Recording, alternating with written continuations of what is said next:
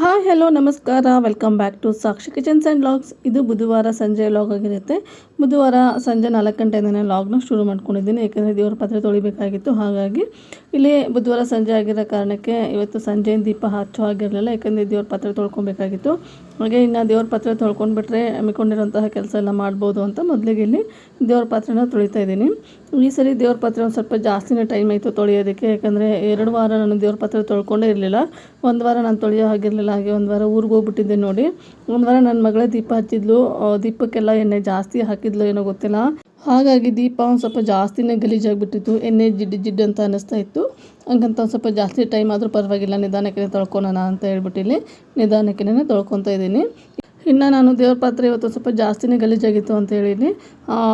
ರಂಗೋಲಿ ಜೊತೆಗೆ ನಾನು ಕೆಂಪು ರಂಗೋಲಿನ ಹಾಕ್ತೀನಿ ನೋಡಿ, ಅದನ್ನು ಒಂದು ಸ್ವಲ್ಪ ಹಾಕ್ಬಿಟ್ಟು ನೀಟಾಗಿ ಉಜ್ಜುತ್ತಾ ಇದ್ದೀನಿ. ಅದನ್ನು ಹಾಕೋದ್ರಿಂದ ಒಂದು ಸ್ವಲ್ಪ ಕ್ಲೀನಾಗಿ ಕಾಣಿಸುತ್ತೆ ಅಂತ ಹೇಳ್ಬಿಟ್ಟು. ಹಾಗೆ ಜಾಸ್ತಿ ಪ್ರೆಷರ್ ಹಾಕಿ ತಿಕ್ಕುವಂತಹ ಅವಶ್ಯಕತೆಯೂ ಇರಲ್ಲ. ಹಾಗಾಗಿ ಇನ್ನು ಇಲ್ಲೆಲ್ಲ ದೇವ್ರ ಪಾತ್ರೆನ ನೀಟಾಗಿ ಕ್ಲೀನ್ ಮಾಡಿಕೊಂಡು ಅವಾಗಲೇ ನೀಟಾಗಿ ಒರೆಸ್ಕೊಂಡು ಬಿಡ್ತೀನಿ. ಈ ಥರ ಅವಾಗಲೇ ಒರೆಸ್ಕೊಳ್ಳೋದ್ರಿಂದ ನಾವು ಏನು ಪಾತ್ರೆ ತೊಳೆದಿರ್ತೀವಲ್ವ ದೇವ್ರ ಪಾತ್ರೆ, ನಾವು ನೆಕ್ಸ್ಟು ಮತ್ತೆ ತೊಳೆಯೋವರೆಗೂ ಅದೇ ಥರನೇ ಇರುತ್ತೆ. ನಾವು ಹಾಗೇ ಬಿಟ್ಕೊಂಡ್ಬಿಟ್ರೆ ದೇವ್ರ ಪಾತ್ರೆ ತೊಳೆದಾಗ ನೀರಿರುತ್ತೆ ನೋಡಿ, ಅದ್ರದ್ದು ಹನಿ ಎಲ್ಲ ಹಾಗೆ ಕೂತ್ಕೊಂಡ್ಬಿಟ್ಟಿರುತ್ತೆ ಪಾತ್ರೆ ಮೇಲೆ. ಅದನ್ನು ಹಾಗೆ ಬಿಟ್ಬಿಟ್ರೆ ಕಪ್ಪಗಾಗಿ ಕಲೆ ಕಾಣಿಸೋಕ್ಕೆ ಶುರು ಆಗಿಬಿಡುತ್ತೆ. ಹಾಗಾಗಿ ನಾನು ದೇವ್ರ ಪಾತ್ರೆ ತೊಳೆದ ತಕ್ಷಣವೇ ಫಸ್ಟು ಅದನ್ನು ನೀಟಾಗಿ ಒಂದು ಕಾಟನ್ ಬಟ್ಟೆಯಿಂದ ಒರೆಸ್ಕೊಂಡು ಇಟ್ಕೊಂಡ್ಬಿಡ್ತೀನಿ. ಈ ಥರ ಒರೆಸೋದ್ರಿಂದ 1 ವಾರ ಆದ್ರೂ ದೇವ್ರ ಪಾತ್ರೆ ಕ್ಲೀನಾಗಿಯೇ ಕಾಣಿಸ್ತಾ ಇರುತ್ತೆ. ಹಾಗಾಗಿ ನಾನು ದೇವ್ರ ಪಾತ್ರೆನೆಲ್ಲ ಕ್ಲೀನಾಗಿ ಒರೆಸ್ಬಿಟ್ಟು ದೇವ್ರ ಮನೆಯೂ ಸಹ ಕ್ಲೀನ್ ಮಾಡ್ಕೊಂಡಿದ್ದಾಯಿತು. ದೇವ್ರ ಮನೆಯೂ ಸಹ ತುಂಬಾ ಗಲೀಜಾಗಿಬಿಟ್ಟಿತ್ತು. ಇನ್ನು ಅದೆಲ್ಲ ಮಾಡೋ ಅಷ್ಟರಲ್ಲಿ ಟೈಮು 4:45 5 ಗಂಟೆನೇ ಆಗೋಗಿತ್ತು. ಇನ್ನು ಸಂಜೆ ಕೆಲಸ ಇರುತ್ತಲ್ವ, ಅಂದರೆ ಕಸ ಗುಡಿಸೋದು, ಕಸ ಗುಡಿಸೋದು ಅದೆಲ್ಲ ಇರುತ್ತಲ್ವ, ಅದನ್ನೆಲ್ಲ ಮುಗಿಸ್ಕೊಂಡು ಬಟ್ಟೆ ಬೇರೆ ಒಣಗಾಕಿದ್ದೆ. ಇನ್ನು ಬಟ್ಟೆನೂ ಸಹ ತೊಗೊಂಡು ಬರಬೇಕು. ಇವಾಗ ಚಳಿ ಇರೋದ್ರಿಂದ ಒಂದು ಸ್ವಲ್ಪ ಬಿಸಿಲಿರುವಾಗಲೇ ತೊಗೊಂಡ್ಬಿಡ್ಬೇಕಾಗತ್ತೆ. ನಾವೇನಾದರೂ 6 ಗಂಟೆ 7 ಗಂಟೆ ಹಂಗೆ ತೊಗೊತೀವಿ ಅಂದರೆ ಬಟ್ಟೆ ಎಲ್ಲ ಮೆತ್ತಗಾಗ್ಬಿಟ್ಟಿರುತ್ತೆ. ಹಾಗೆ ಥಂಡಿ ಥರ ಅನ್ನಿಸ್ತಾ ಇರುತ್ತೆ. ಹಾಗಾಗಿ ಒಂದು ಸ್ವಲ್ಪ ಬಿಸಿಲಿರುವಾಗಲೇ ತೊಗೊಂಬಂದರೆ ಬಟ್ಟೆನೂ ಸಹ ಬೆಚ್ಚಗಿರುತ್ತೆ ಅಂತೇಳ್ಬಿಟ್ಟು ಬಟ್ಟೆನೂ ಸಹ ಇಲ್ಲಿ ತೊಗೊಂಡು ಬರ್ತಾಯಿದ್ದೀನಿ. ಇನ್ನು ಬಟ್ಟೆ ಎಲ್ಲ ತೊಗೊಂಡ್ಬಂದು ಹಾಗೇ ಇಟ್ಬಿಡ್ತೀನಿ, ಯಾಕಂದರೆ ಕೆಲಸ ಇರುತ್ತಲ್ವ. ಎಲ್ಲ ಕೆಲಸ ಮುಗಿಸ್ಕೊಂಡ್ಮೇಲೆ ಬಟ್ಟೆ ಮಡ್ಚ್ಕೊತೀನಿ ನಾನು. ಇನ್ನು ಇಲ್ಲಿ ಬಟ್ಟೆ ಎಲ್ಲ ತೊಗೊಂಡ್ಮೇಲೆ ಒಂದು ಸ್ವಲ್ಪ ನನ್ನ ಹೇರ್ಸಿಗೆ ಆಯಿಲನ್ನು ಅಪ್ಲೈ ಮಾಡ್ಕೋಬೇಕಾಗಿತ್ತು. ಹಾಗಾಗಿ ಇಲ್ಲಿ ಎಣ್ಣೆನ ಬಿಸಿ ಮಾಡಿಕೊಂಡು ನೀಟಾಗಿ ಆಯಿಲನ್ನು ಸಹ ಅಪ್ಲೈ ಮಾಡ್ಕೊಂಡಿದ್ದೀನಿ. ನಾನು ಹಿಂದಿನ ವೀಡಿಯೋದಲ್ಲೆಲ್ಲ ತೋರಿಸಿದ್ದೀನಿ ನಾನು ಯಾವುದ್ಯಾವುದು ಆಯಿಲ್ನ ಹಾಕ್ಕೊಂಡು ತಲೆಗೆ ಅಪ್ಲೈ ಮಾಡ್ಕೊತೀನಿ ಅಂತ. ಹಾಗೆ ಅದಕ್ಕೆ ನಾನು ಎಣ್ಣೆ ಕಾಯಿಸುವಾಗ ಏನೇನು ಇಂಗ್ರೀಡಿಯೆಂಟ್ಸ್ನ ಹಾಕಿಸ್ಬಿಟ್ಟು ಎಣ್ಣೆನ ಕಾಯಿಸ್ತೀನಿ ಅಂತ ಅದನ್ನು ಸಹ ಶೇರ್ ಮಾಡಿದ್ದೀನಿ. ಹಾಗಾಗಿ ಇವತ್ತು ಯಾವುದೇ ಥರದ ಎಣ್ಣೆನ ಶೇರ್ ಮಾಡ್ತಾಯಿಲ್ಲ. ಇನ್ನು ನಾನು ಎಣ್ಣೆನ ಅಪ್ಲೈ ಮಾಡ್ಕೊತಾ ಇದ್ದೆ ಅಂತ ಹೇಳ್ಬಿಟ್ಟು ನನ್ನ ಮಗನೂ ಸಹ ಬಂದುಬಿಟ್ಟು ನನಗೂ ಹಚ್ಚು ಅಂತ ಹೇಳ್ತಾ ಇದ್ದ.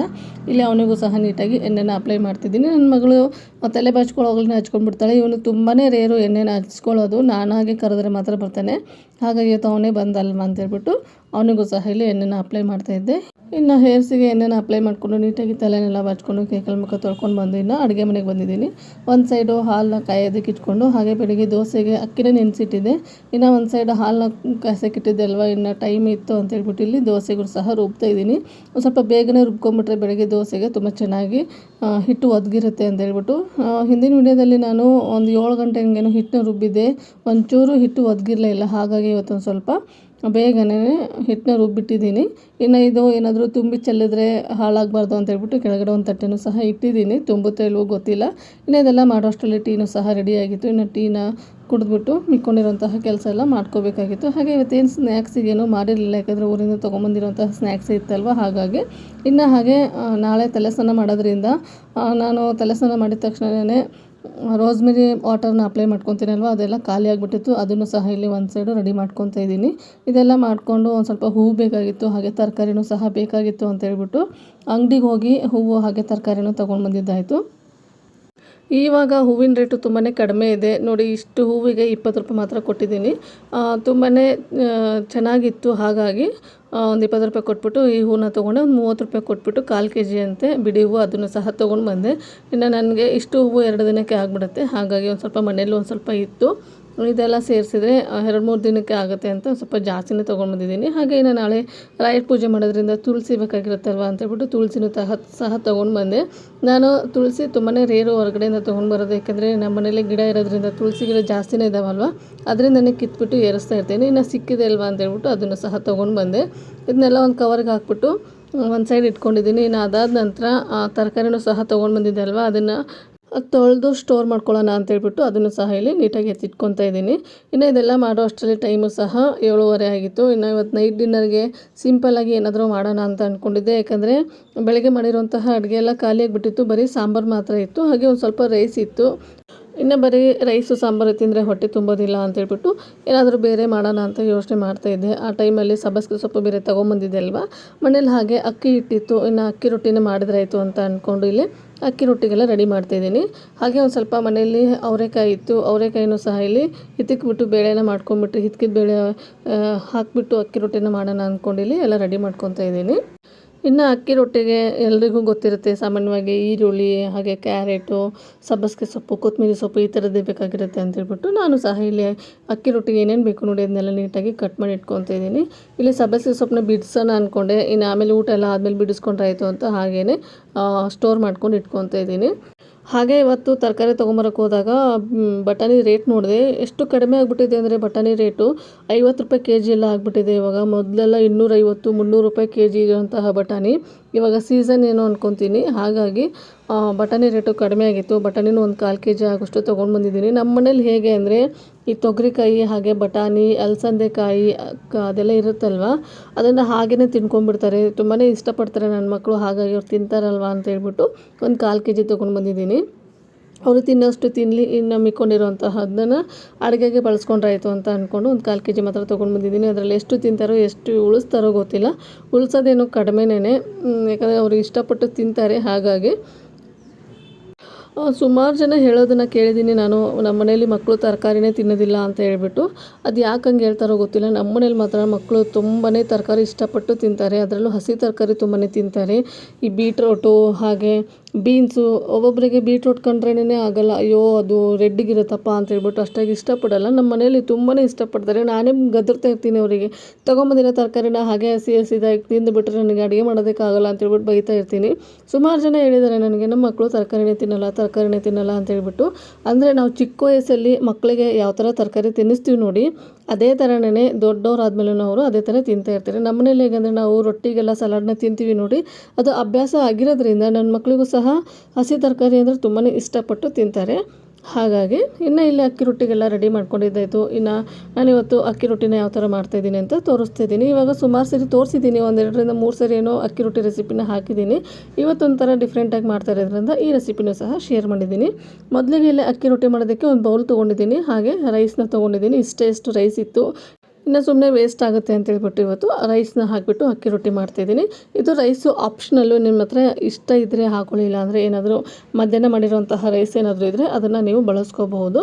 ಇನ್ನು ಇಲ್ಲಿ ರೈಸ್ನ ನೀಟಾಗಿ ಒಂದು ಸ್ವಲ್ಪ ಸ್ಮ್ಯಾಶ್ ಮಾಡ್ಕೊಂಡಿದ್ದೀನಿ. ಅದಕ್ಕೆ ಅಕ್ಕಿ ಹಿಟ್ಟನ್ನ ಹಾಕ್ಕೊತಾ ಇದ್ದೀನಿ. ಅಕ್ಕಿ ಹಿಟ್ಟನ್ನ ಹಾಕ್ಕೊಂಡು ಚಿಕ್ಕದಾಗಿ ಕಟ್ ಮಾಡ್ಕೊಂಡಿರೋಂತಹ ಈರುಳ್ಳಿ, ಸಬ್ಬಸಿಗೆ ಸೊಪ್ಪು, ಹಾಗೆ ತುರಿದಿಟ್ಕೊಂಡಿರೋಂತಹ ಕ್ಯಾರೆಟು, ಶುಂಠಿ, ಚಿಕ್ಕದಾಗಿ ಕಟ್ ಮಾಡ್ಕೊಂಡಿರೋಂತಹ ಕಾಯಿ, ಕೊತ್ತಂಬರಿ ಸೊಪ್ಪು, ಹಾಗೆ ಹಸಿಮೆಣಸಿನ್ಕಾಯಿ, ಕರಿಬೇವಿನ ಸೊಪ್ಪನ್ನ ಸಹ ಸೇರಿಸ್ಕೊತಾ ಇದ್ದೀನಿ. ನಾನಿಲ್ಲಿ ಶುಂಠಿ ಏನಕ್ಕೆ ಸೇರಿಸ್ಕೊಂಡಿದ್ದೀನಿ ಅಂದರೆ, ಇವತ್ತು ಅವರೆಕಾಳನ್ನ ಹಾಕಿಬಿಟ್ಟು ನಾನು ರೊಟ್ಟಿ ಮಾಡ್ತಿರೋದ್ರಿಂದ ಅವರೆಕಾಳು ಒಂದು ಸ್ವಲ್ಪ ವಾಯು ಅಂತ ಹೇಳ್ತಾರೆ. ಹಾಗಾಗಿ ಅದರಲ್ಲೂ ನಾನು ನೈಟ್ ಮಾಡ್ತಿರೋದ್ರಿಂದ ಗ್ಯಾಸ್ಟ್ರಿಕ್ ಆಗಿಬಿಡ್ಬೋದು ಅಂತ ಹೇಳ್ಬಿಟ್ಟು ಇಲ್ಲಿ ಶುಂಠಿನ ಹಾಕ್ಕೊತಾ ಇದ್ದೀನಿ. ಹಾಗೆ ಇಲ್ಲಿ ನಾನು ಅವರೆಕಾಳನ್ನ ಮೇಲೆ ಸಿಪ್ಪೆ ಎಲ್ಲ ಹಿತ್ಕಿದ್ಬಿಟ್ಟು ಅದನ್ನು ಬೇಯಿಸ್ಕೊಂಡು ಇಟ್ಕೊಂಡಿದ್ದೀನಿ. ಒಂದು 80% ಬೇಯಿಸ್ಕೊಳ್ಳೇಬೇಕಾಗತ್ತೆ.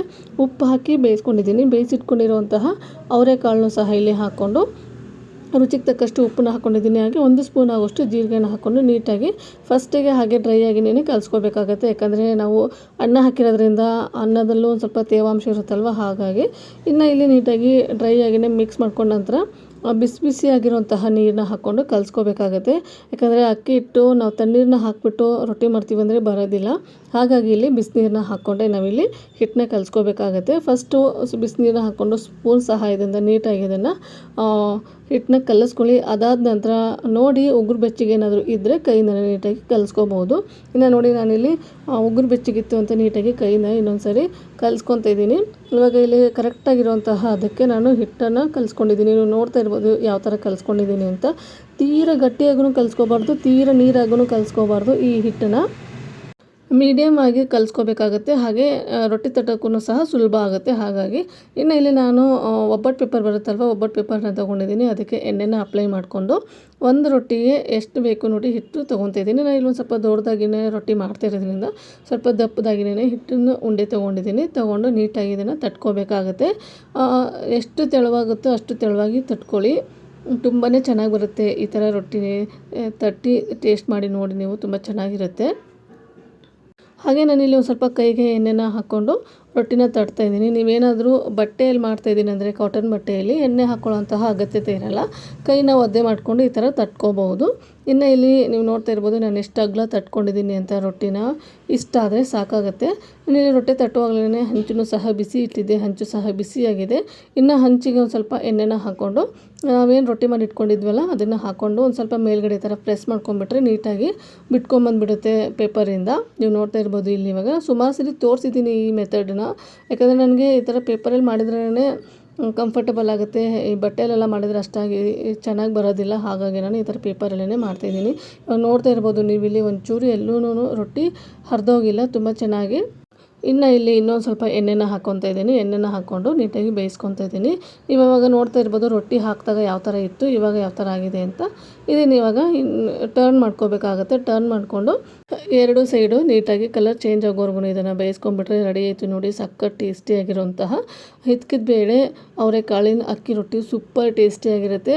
ಇದನ್ನು ಬೇಯಿಸೋದು ಒಂದು ಸ್ವಲ್ಪ ನಿಧಾನವಾಗಿಯೇ ಬೇಯಿಸ್ಕೋಬೇಕಾಗತ್ತೆ. ತಟ್ಟೋದು ಮಾತ್ರ ಬೇಗನೆ ಆಗಿಬಿಡುತ್ತೆ. ರೊಟ್ಟಿ ತಟ್ಟೋದು ಬೇಯೋದಕ್ಕೆ ಒಂದು ಸ್ವಲ್ಪ ಟೈಮ್ ತೊಗೊಳುತ್ತೆ. ಹಾಗಾಗಿ ನಾನು ಎರಡು ಕಡೆಯೂ ತವಾನ ಬಿಸಿ ಇಟ್ಕೊಂಡು ಬೇಗನೆ ರೊಟ್ಟಿನ ಮಾಡ್ಕೊಡ್ತಾಯಿದ್ದೆ. ಯಾಕಂದರೆ ಊಟದ ಟೈಮ್ ಆಗಿತ್ತು. ನಮ್ಮ ಅಣ್ಣ ಬಂದಿದ್ದ. ಬಿಸಿಯಾಗಿ ತಿಂತಾಯಿದ್ರೆ ಒಬ್ಬರು ಆರಾಮಾಗಿ ಈ ರೊಟ್ಟಿನ 2-3 ರೊಟ್ಟಿನ ತಿನ್ಬೋದು. ಇನ್ನು ಇವನ್ನ ನೋಡ್ತಾ ಇರ್ಬೋದು ನೀವು ಯಾವ ಥರ ಕಾಣ್ತಾ ಇದೆ ಅಂತ ಹೇಳ್ಬಿಟ್ಟು ಅಕ್ಕಿ ರೊಟ್ಟಿ. ನಾನು ಇವತ್ತಿದ್ರ ಜೊತೆಗೆ ಯಾವುದೇ ಕಾಯಿ ಚಟ್ನಿ ಏನೂ ಮಾಡಿಲ್ಲ. ಮನೇಲಿ ಶೇಂಗಾ ಚಟ್ನಿ ಇತ್ತು, ಅದ್ರ ಜೊತೆಗೆ ಬೆಣ್ಣೆನ ಸರ್ವ್ ಮಾಡಿದ್ದೀನಿ. ನೋಡಿ ಎಷ್ಟು ಚೆನ್ನಾಗಿ ಕಾಣ್ತಾ ಇದೆ. ಚೆನ್ನಾಗಿ ಕಾಣೋದಲ್ದೇ ರುಚಿನೂ ಸಹ ತುಂಬ ಚೆನ್ನಾಗಿತ್ತು. ಇನ್ನು ಅವರೆಕಾಳು ಸೀಸನ್ ಇದ್ದಾಗಲೇ ಈ ಥರ ರೊಟ್ಟಿನ ಮಾಡಿಕೊಂಡು ನೀವು ಸಹ ಮನೆಯಲ್ಲಿ ಟೇಸ್ಟ್ ಮಾಡ್ಬೋದು. ನನಗೆ ಈ ಥರ ಅಕ್ಕಿ ರೊಟ್ಟಿ ಹಾಗೆ ತಾಲಿಪಟ್ಟು ಅಂದರೆ ತುಂಬಾ ಇಷ್ಟ ಆಗುತ್ತೆ. ಬಿಸಿಯಾಗಿ ಯಾರಾದರೂ ಮಾಡಿಕೊಡ್ತಾಯಿದ್ರೆ ಆರಾಮಾಗಿ ಕೂತ್ಕೊಂಡು ತಿನ್ನೋದಕ್ಕೆ ತುಂಬಾ ಚೆನ್ನಾಗಿರುತ್ತೆ ಅಲ್ವಾ. ಹಾಗಾಗಿ ನಾನು ಸಹ ಊಟ ಮಾಡುವಾಗಲೇ ಬಿಸಿಯಾಗಿ ಮಾಡ್ಕೊಂಡು ತಿಂತಾಯಿದ್ದೆ. ಇನ್ನು ಊಟನೆಲ್ಲ ಮುಗಿಸ್ಕೊಂಡು ಮಿಕ್ಕೊಂಡಿರೋಂತಹ ಕೆಲಸನೆಲ್ಲ ಮುಗಿಸ್ಕೊಂಡ್ಬಿಟ್ಟೆ. ಅಂದರೆ ಪಾತ್ರೆ ತೊಳೆದೆಲ್ಲ ಇರುತ್ತಲ್ವ ಅದೆಲ್ಲ ಮುಗಿಸ್ಕೊಂಡೆ. ಹಾಗೆ ಇನ್ನು ರೋಸ್ಮೆರಿ ವಾಟರ್ನ ಮಾಡಿದ್ದೆ ನೋಡಿ, ಅದನ್ನು ಶೋಧಿಸಿ ಇಟ್ಕೊಳ್ಳೋದೇ ಮರ್ತ್ಕೊಂಡ್ಬಿಟ್ಟಿದ್ದೆ. ಇನ್ನು ಇಲ್ಲಿ ಇನ್ನೊಂದು ಸರಿ ಬಿಸಿ ಮಾಡಿಕೊಂಡು ಶೋಧಿಸಿ ಇಟ್ಕೊತಾ ಇದ್ದೀನಿ. ಇನ್ನು ನೀವು ಇಲ್ಲೇ ನೋಡ್ತಾ ಇದ್ದೀರಲ್ಲ ಸ್ಪ್ರೇ ಬಾಟಲು, ಇದ್ರ ತುಂಬ ನಾನು ಮಾಡಿ ಇಟ್ಕೊಂಡ್ಬಿಟ್ರೆ ನನಗೆ ಆರಾಮಾಗಿ 2-3 ವಾರ ಬರುತ್ತೆ. ಹಾಗಾಗಿ ಈ ಥರ ಖಾಲಿ ಆದಾಗಲೆಲ್ಲ ಈ ಥರ ರೋಸ್ಮೆರಿ ಲೀಫ್ನ ತೊಗೊಂಡು ಬಂದು ಮನೆಯಲ್ಲೇ ನಾವು ಸುಲಭವಾಗಿ ರೋಸ್ಮೆರಿ ವಾಟರ್ನ ಮಾಡಿಕೊಂಡು ನಾವು ತಲೆಗೆ ಅಪ್ಲೈ ಮಾಡ್ಕೋಬಹುದು. ಇನ್ನು ಇದೆಲ್ಲ ಆದ ನಂತರ ಮತ್ತು ನನಗೆ ಹೆಲ್ತ್ ಡ್ರಿಂಕ್ ಮಾಡ್ಕೊಳ್ಳೋಣ ಅಂತ ಅಂದ್ಕೊಂಡೆ. ಹಾಗಾಗಿ ಇವತ್ತು ತರಕಾರಿ ತೊಗೊಂಬರೋಕೆ ಹೋದಾಗ ಬೆಟ್ಟದ ನೆಲ್ಲಿಕಾಯಿ ಇತ್ತು. ಬೆಟ್ಟದ ನೆಲ್ಲಿಕಾಯಿ ಜ್ಯೂಸೇ ಮಾಡಿದ್ರೆ ಆಯಿತು ಅಂತ ಹೇಳಿ ಬೆಟ್ಟದ ನೆಲ್ಲಿಕಾಯಿ ಜ್ಯೂಸನ್ನ ರೆಡಿ ಮಾಡ್ಕೊತಾ ಇದ್ದೀನಿ. ತುಂಬಾ ಈಸಿ ಹಾಗೆ ತುಂಬಾ ಹೆಲ್ತಿಯಾಗಿರುವಂತಹ ಜ್ಯೂಸ್ ಆಗಿರುತ್ತೆ ಇದು. ಇನ್ನು ಇದನ್ನು ಬೆಳಗ್ಗೆನೇ ಮಾಡ್ಕೋಬೋದಾಗಿತ್ತು. ಬೆಳಗ್ಗೆ ಎಲ್ಲರೂ ಮಲ್ಕೊಂಡ್ಬಿಟ್ಟಿರ್ತಾರೆ. ಅಂಥ ಟೈಮಲ್ಲಿ ಮಿಕ್ಸಿನ ಗ್ರೈಂಡ್ ಮಾಡ್ಕೋಬೇಕು ಅಂದರೆ ಅವರಿಗೂ ಸಹ ನಿದ್ದೆ ಡಿಸ್ಟರ್ಬ್ ಆಗುತ್ತೆ ಅಂತ ಹೇಳ್ಬಿಟ್ಟು ಇಲ್ಲಿ ನಾನು ಜ್ಯೂಸನ್ನ ಮೊದಲೇ ರೆಡಿ ಮಾಡಿ ಇಟ್ಕೊತಾ ಇದ್ದೀನಿ. ಅಂದರೆ ಐಸ್ ಕ್ಯೂಬ್ಸ್ನ ಮಾಡೋವಂತಹ ಟ್ರೇ ಇರುತ್ತಲ್ವ ಅದಕ್ಕೆ ಹಾಕಿ ಇಟ್ಕೊಂಡ್ಬಿಟ್ರೆ ನನಗೆ ಯಾವಾಗ ಬೇಕು ಆವಾಗ ಬಿಸಿನೀರಿಗೆ ಹಾಕ್ಕೊಂಡು ಈ ಜ್ಯೂಸನ್ನ ಮಾಡ್ಕೊಂಡು ಕುಡಿಬೋದು ಅಂತ ಹೇಳ್ಬಿಟ್ಟು ಅದನ್ನು ಸಹ ಇಲ್ಲಿ ರೆಡಿ ಮಾಡ್ಕೊತಾ ಇದ್ದೀನಿ. ಇನ್ನು ಇವತ್ತಿನ ಲಾಗ್ನ ಇಲ್ಲಿಗೆ ಎಂಡ್ ಮಾಡ್ತಾಯಿದ್ದೀನಿ. ನಾನು ಮಾಡಿರುವಂತಹ ಲಾಗು, ನಾನು ಮಾಡಿರುವಂತಹ ರೆಸಿಪಿ ನಿಮಗೇನಾದರೂ ಇಷ್ಟ ಆದರೆ ಪ್ಲೀಸ್ ಲೈಕ್ ಮಾಡಿ, ಶೇರ್ ಮಾಡಿ, ಕಾಮೆಂಟ್ ಮಾಡಿ. ಹಾಗೆ ಇನ್ನೂ ಯಾರು ನನ್ನ ಚಾನಲ್ನ ಸಬ್ಸ್ಕ್ರೈಬ್ ಮಾಡಿಲ್ಲ ಪ್ಲೀಸ್ ಸಬ್ಸ್ಕ್ರೈಬ್ ಮಾಡ್ಕೊಂಡು ನೋಡಿ. ನಿಮ್ದೊಂದು ಸಬ್ಸ್ಕ್ರೈಬು ನನಗೆ ತುಂಬಾ ಇಂಪಾರ್ಟೆಂಟ್ ಆಗುತ್ತೆ. ಹಾಗೆ ನಿಮ್ಮ ಫ್ಯಾಮಿಲಿ ಆ್ಯಂಡ್ ಫ್ರೆಂಡ್ಸಿಗೂ ಸಹ ಈ ವಿಡಿಯೋನ ಶೇರ್ ಮಾಡಿ. Thank you.